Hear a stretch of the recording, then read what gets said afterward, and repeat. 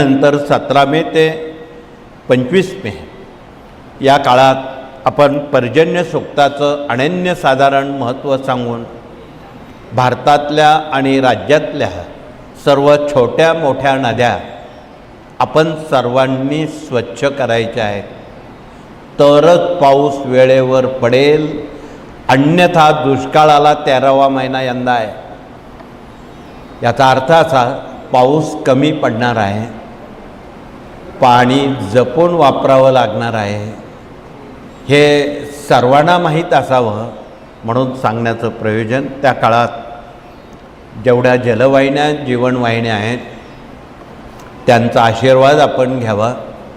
अनेक लोक गेली गतवर्ष त्या नद्यांची गटारगंगा केलेली आहे.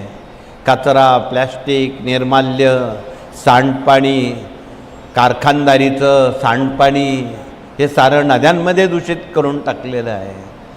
न कळत हा जलदेवतेचा झालेला कोप आम्हा तमाम मानवजातीला भोगावा लागणार आहे.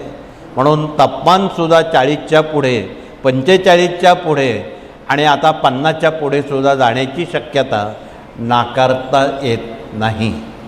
म्हणून त्याला कारण माणूसच आहे, मानवच आहे. म्हणून तमाम मानवानं या पर्यावरणाचं महत्त्व अबाधित ठेवून आधी पहिल्या नद्या स्वच्छ कराव्यात, त्यांचा आशीर्वाद घ्यावा.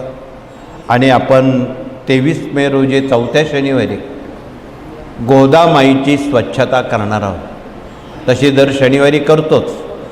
गंगाद्वारापासून तर कुशावर्तापर्यंत, कुशावर्तापासून रामकुंडापर्यंत आणि आता रामकुंडापासून राजमहेंद्रीपर्यंत या 1500 किलोमीटरपर्यंत ही गंगामाई गोदावरी वाहते. तिच्या पडोशी असणारी जेवढी गावं आहेत त्या गावकऱ्यांनी गंगा नदीला पवित्र करण्याचं पुण्य लुटावं, हा त्यामागचा उद्देश आहे.